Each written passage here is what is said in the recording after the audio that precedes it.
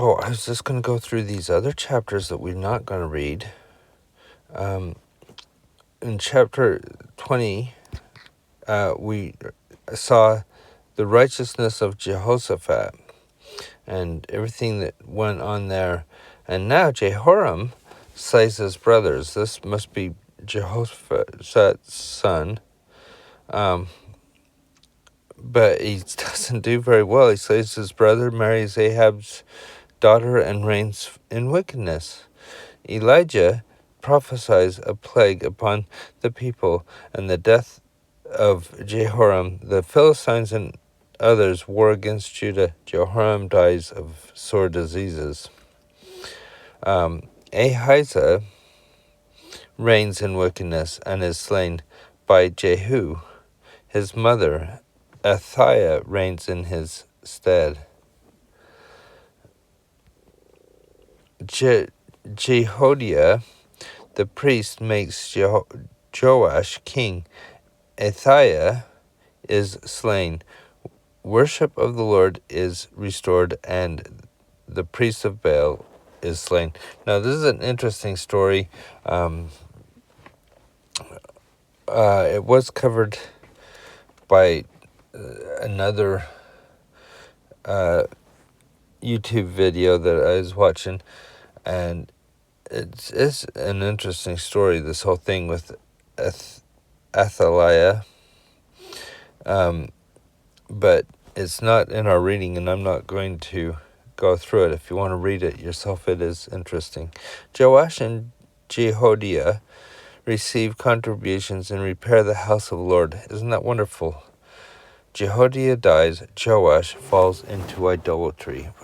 That is not so wonderful. Slays a prophet named Zechariah and is himself slain in a conspiracy. Just not good. Amaziah reigns, smites the Edomites, and worships false gods. A prophet foretells Amaziah's destruction. Judah is defeated by Israel. Amaziah is slain in a conspiracy. You just see this, some just bad things going on. Some good things, some bad things going on. And then we get to Uzziah again, somebody that's really interesting and righteous. So that's why we're going to read this. Then all the people of Judah took Uzziah, the king of who was 16 years old, and made him king in the room of his father Amaziah. So if you look in the footnote, it says, or Azariah, and they do describe in the right hand a little bit about why that might be, that Uzziah is sometimes called Azariah. It might have been two different names. When kings in England, for instance, become kings, they may change their name. Prince Charles, for instance, when he became King Charles. Okay, that's not a good example because he didn't change his name. But I always joke that it's sort of like King Charles, formerly known as Prince Charles. Anyway, sometimes they'll change their name, and I think this might be the case with him. He built Eloth and restored Judah. After that, the king slept with his fathers. That was the father Amaziah. 16 years old was Uzziah when he began to reign, and he reigned 52 years. That's quite a time in Jerusalem. His mother's name was Jecholiah of Jerusalem. Again, the mother's name is mentioned. There are certain things that you can always count on in Kings and here. Especially in Kings it was this way, but here you see it, the same thing. They mention that they're reigning. They mention sometimes how long they reign. They mention the mother's name. And then they mention whether they're righteous or wicked. And he did that which was right in the sight of God, the Lord, according to all that his father Amaziah did. And he sought God in the days of Zechariah, who had understanding in the visions of God. And as long as he sought the Lord, God made him to prosper. So he was blessed all his days. In fact, it seems that he may have been the most richest one, from what I understand, of all the kings since Solomon. And he went forth and warred against the Philistines, and break down the walls of Gath, and the wall of Jebna, and the wall of Ashdod, and built cities about Ashdod and among the Philistines. And God helped him against the Philistines and against the Arabians that dwelt in Gerbal and Mehumims. I'm sure knowing all these places and looking it up on the map is wonderful. That isn't my purpose this year to do that. Sometimes you can spend time doing that, and it gets your knowledge much more expanded. But in this, I just hope that I can get through these without saying the names wrong. And the Ammonites gave gifts to Uzziah, and his name was spread abroad among the even to the entering in of Egypt, for he strengthened himself exceedingly. So he's doing really well as a king. Moreover, Uzziah built towers in Jerusalem at the corner gate and at the valley gate, and the turning of the wall, and fortified them. He built towers in the desert, and digged many wells, for he had much cattle, both in the low country and in the plains, husbandmen also, and vine dressers in the mountains and in Carmel, for he loved husbandry. He liked to work the soil, basically. He liked that part. Moreover, Uzziah had an host of fighting men that went out to war by bands, according to the number of their account, by the hand of Jael the scribe, and Maashiah the ruler, under the hand of Hananiah, one of the king's captains. They always make it sound like, well, don't you know these people?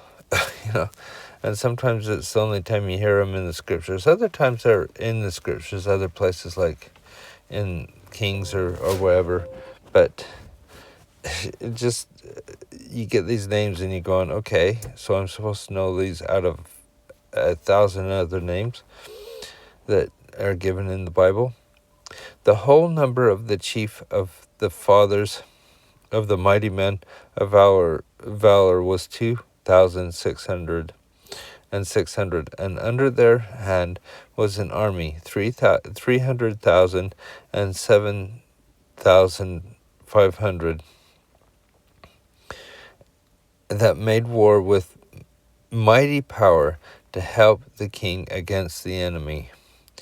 And Uzziah prepared for them throughout all the host shields and spears and helmets and harbingers or armor and bows and slings to cast stones. And he made in Jerusalem engines invented by cunning men. It doesn't describe what they are, but they're engines. They're something to be on the towers and upon the bulwarks, to shoot arrows and great stones withal. And his name spread far abroad, for he was marvelously helped till he was strong. The stronger he is, the more people want to be part of his group. But when he was strong, his heart was lifted up, to his destruction. That spoiler is going to happen. For he transgressed against the Lord his God, and he went into the temple of the Lord to burn incense upon the altar of incense. And there is this little comment here in the comment section. Why was it wrong for King Uzziah to burn incense in the temple? Only priests who held the Aaronic priesthood were authorized to burn incense on the altar before the veil of the temple. Uzziah's success as king led to a prideful heart and an overreach of his authority.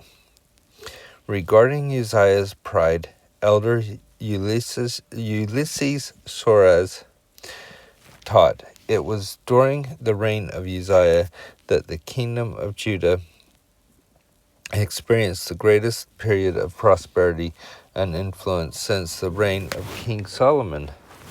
But unfortunately, pride in his military triumphs and pride in his great power and wealth caused him to forget the Lord because of his sin. Because of this sin, Uzziah was struck with leprosy. Because of his disease, Uzziah was forced to live isolated from the people until he died. Uzziah prospered in every way in his life while he remembered the Lord, but when he forgot him, Uzziah experienced heartbreak, disappointment, and sorrow for his sin.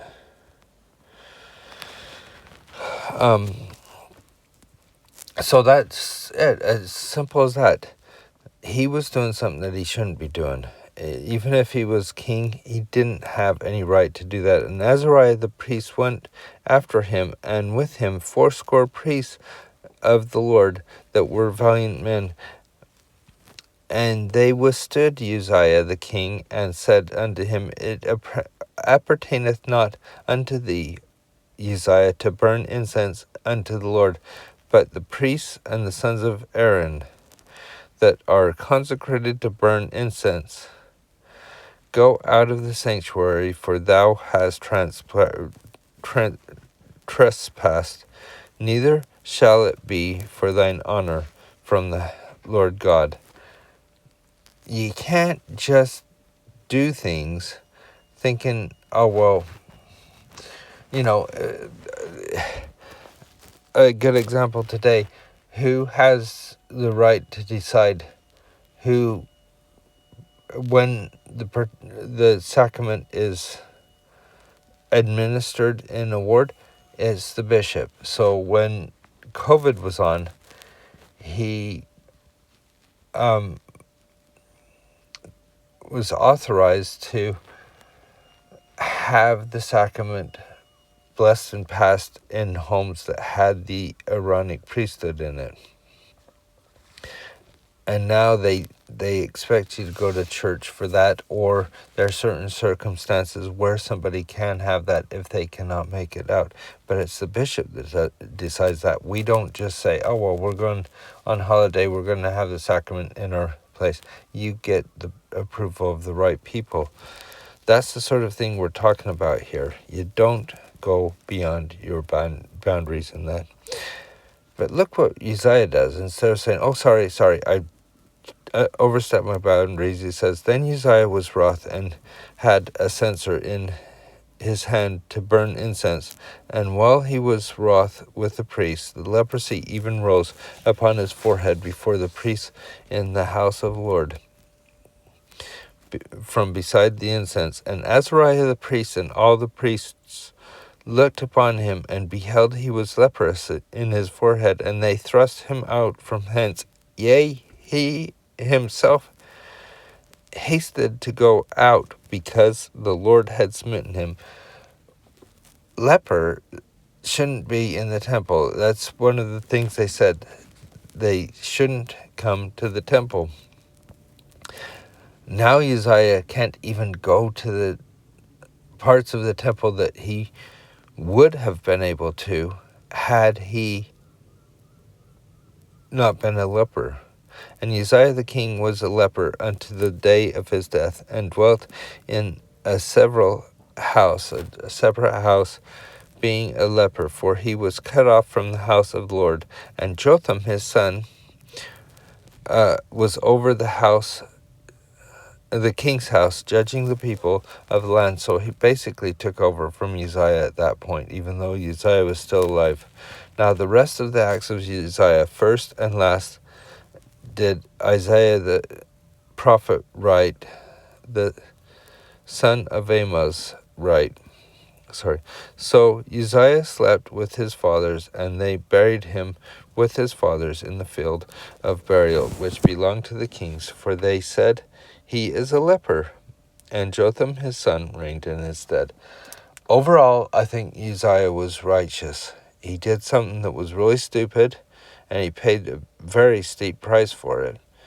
But I think overall, Uzziah was a righteous person and did some really good in the kingdom.